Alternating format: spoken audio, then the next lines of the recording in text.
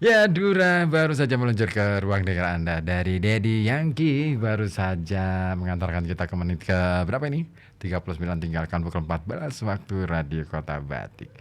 Ada yang gabung lagi di 0855420912, ada Takim. Assalamualaikum, waalaikumsalam. Nyimak aja nih sama ngantri lagunya. Oke deh. Another day in paradise ya. Oke. Saya Samsul di Talun. Jujur saya masih terkagum dengan bom bunker milik Amerika Serikat. Bagaimana tidak bom itu menembus tanah dulu 60 meter baru mau meledak. Kok bisa? Ya bisa aja lah. Namanya juga pengembangan teknologi ya. Ya dalam siasat perang ya. Ngomongin soal teknologi perang ya. Nah, itu apapun lah akan dilakukan gitu. Yang penting bagaimana caranya memenangkan perang gitu. Pak Iwan di Api-Api Wonokerto informasi aja nih, menginfokan bahwa sudah di mana nih? Di Api-Api Kecamatan Wonokerto sudah dibikinkan sungai buatan guna penanggulangan banjir dan rob. Oke, ya. Oh, semacam saluran gini ya. Oke, terima kasih.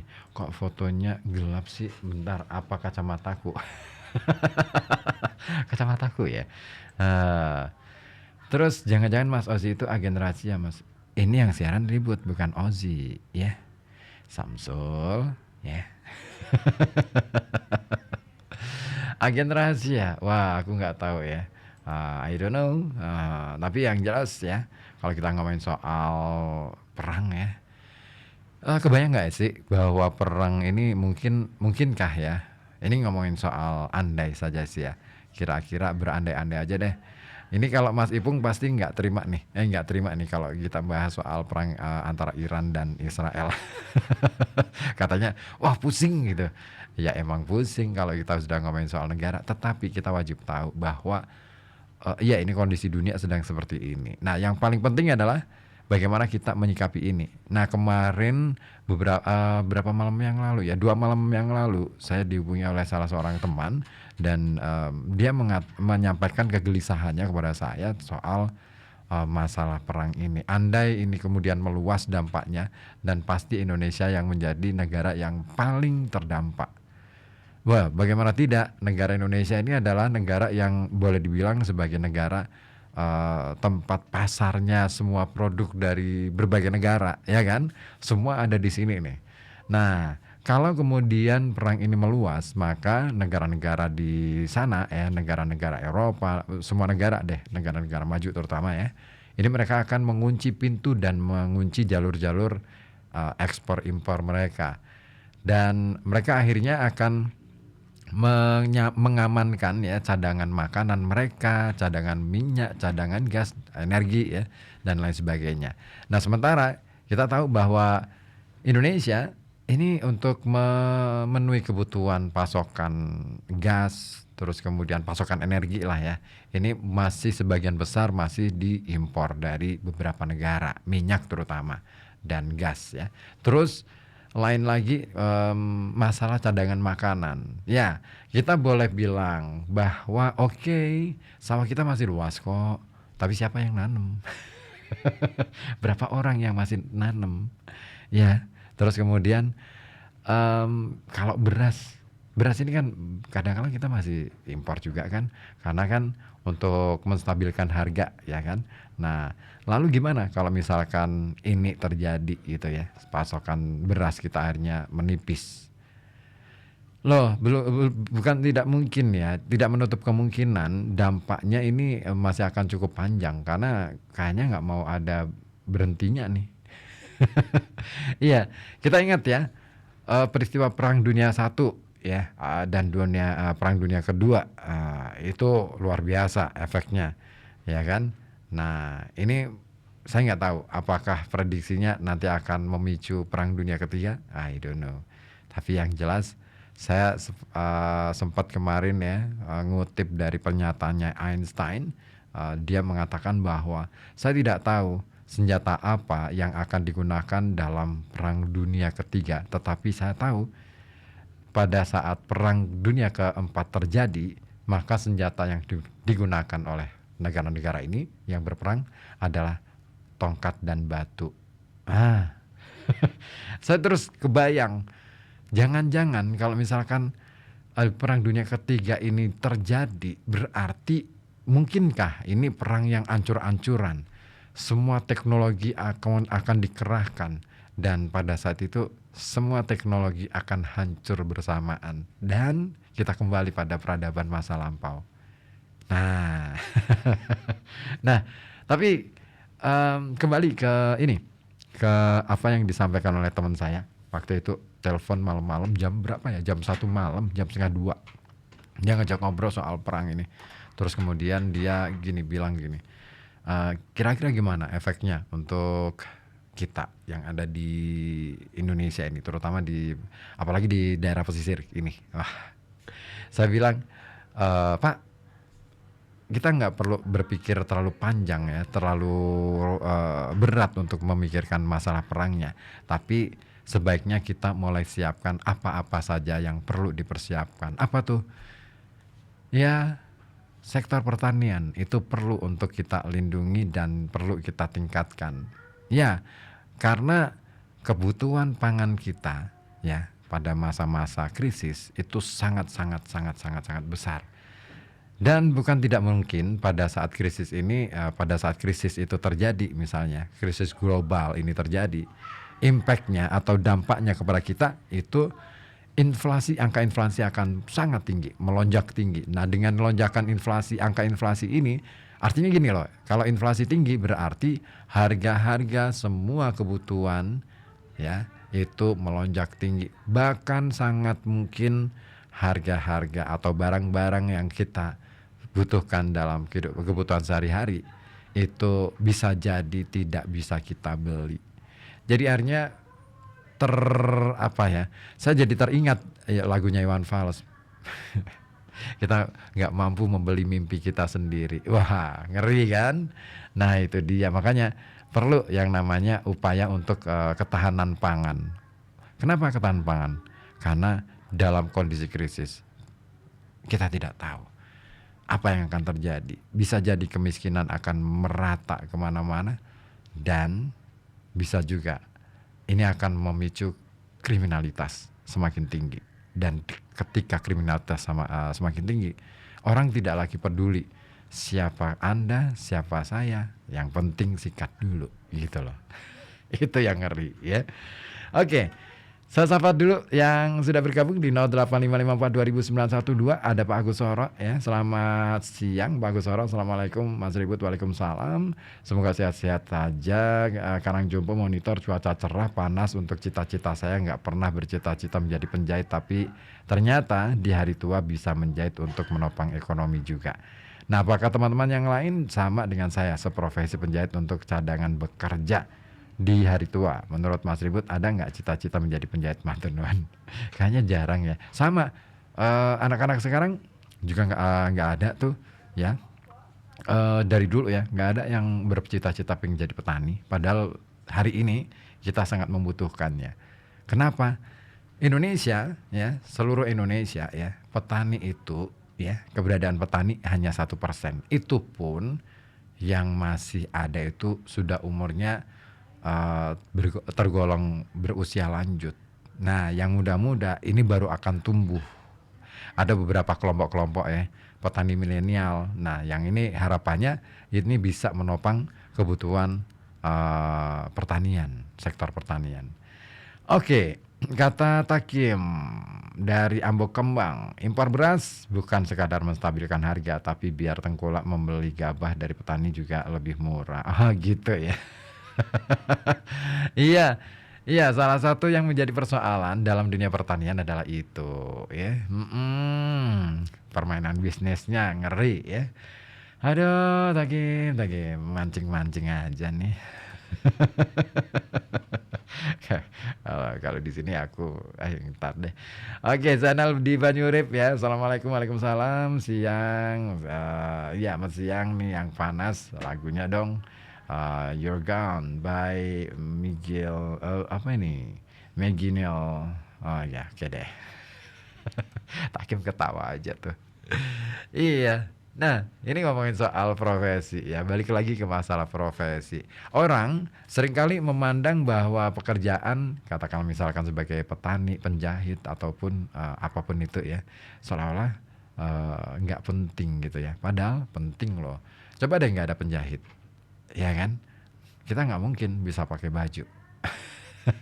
Dan tahukah Anda bahwa dalam sebuah penelitian yang dilakukan oleh salah seorang profesor di UGM, siapa ya? Saya ngikutin ceramah beliau tentang sejarah peradaban kuno di Indonesia.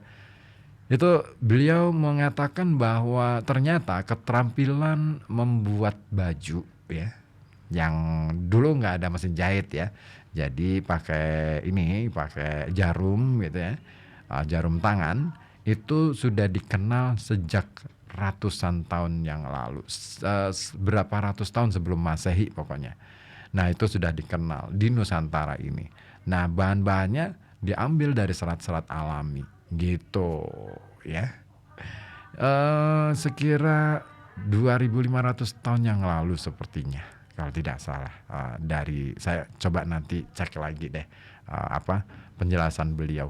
Keren banget karena yang beliau teliti ini adalah sejarah masa lampau, sejarah kepurbakalaan di era-era zaman prasejarah. Zaman prasejarah itu sebelum berarti sebelum manusia mengenal sistem aksara gitu ya dan lain, pokoknya yang gitu-gitu gitu. Nah itu panjang banget penjelasannya. Nah di mana yang paling kelihatan apa ya, apa maju pada waktu itu perkembangan, beliau meneliti di daerah di kawasan Sulawesi. Nah, ternyata Sulawesi ini luar biasa di daerah apa ini, Ternate itu. Wah itu keren banget. Oke. Em, Mas Adi Gulu di Karanganyar ikutan nyimak aja katanya. Info dong yang pertama ciptaan mesin jahit dari negara mana katanya. Oke deh.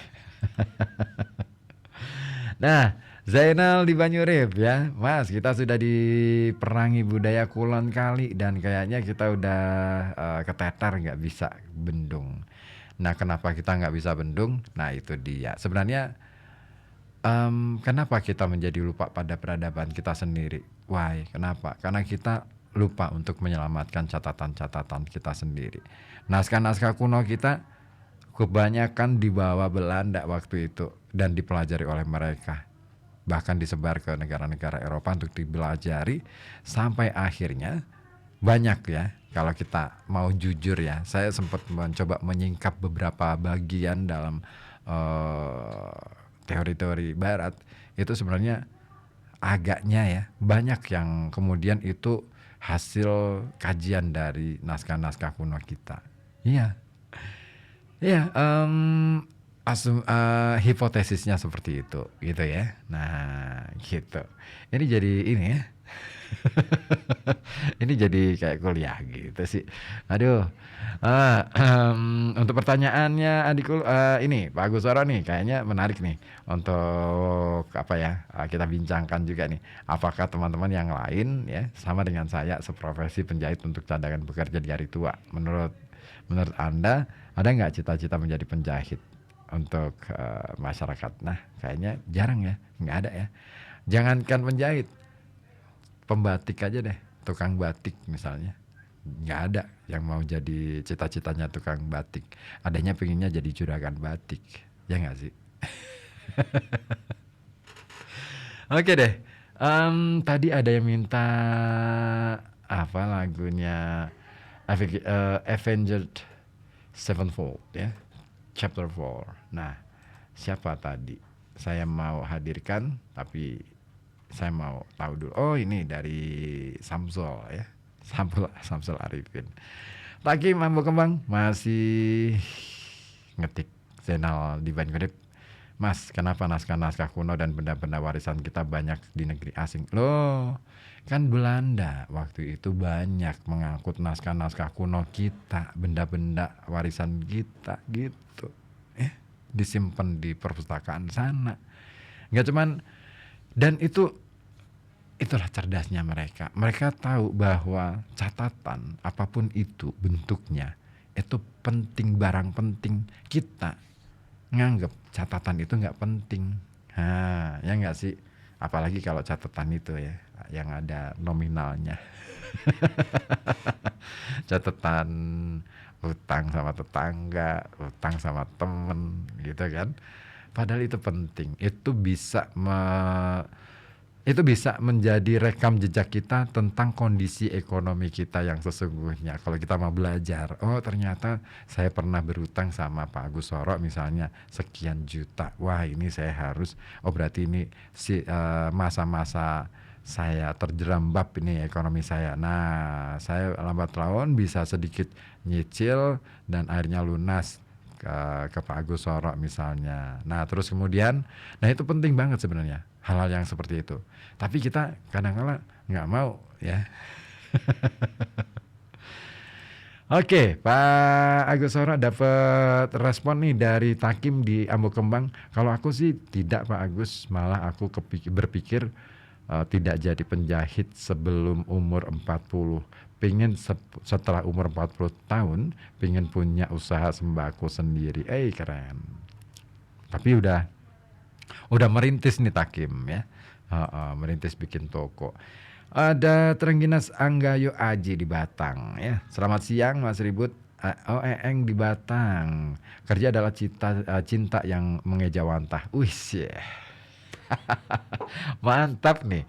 Ini kutipan dari Khalil Gibran ya. Kerja adalah cinta yang mengejawantah dan jika kau tiada sanggup menerjemahkannya dengan cinta, hanya dengan kata enggan, maka lebih baik jika kau meninggalkannya, mengambil tempat di depan gapura candi, lalu meminta sedekah dari mereka yang bekerja dengan sukacita. Nah ini kutipan dari Khalil Gibran yang akhirnya jadi lirik lagunya Club Project. Ada yang tahu lagunya apa? Iya, iya. Khalil Gibran banyak menginspirasi banyak para musisi di Indonesia, termasuk Ahmad Dhani, termasuk Club Project dan lain sebagainya. Dan memang ya, tapi bergantung sih sama siapa sih penerjemahnya. Nah itu dia. Terjemahannya Sapardi Djoko Damono bagus banget tuh kalau dibaca dari karya-karyanya Khalil Gibran. Lebih punya rasa. Oke, thank you yang sudah bergabung siang hari ini dan masih akan kita lanjutkan kebersamaan kita ya di Halo Kota Batik. Kita masih ngobrolin soal apa itu pekerjaan. Aduh, ini lagunya nggak keputar semua nih yang diminta. Aduh, coba gimana? Gak apa-apa ya. Ini aku mau muterin yang ini aja deh, yang diminta sama Samsul Arifin alias Ipin di Talun. Mintanya lagu chapter 4 ya. Bab 4 atau bagian 4 kalau bahasa Inggris, bahasa Indonesianya. Avenger apa tadi? Avenger Sevenfold chapter 4 untuk Anda di kesempatan siang hari ini. Tetap di sini di FM 91,2 Radio Kota Batik News Interaktif Solutif.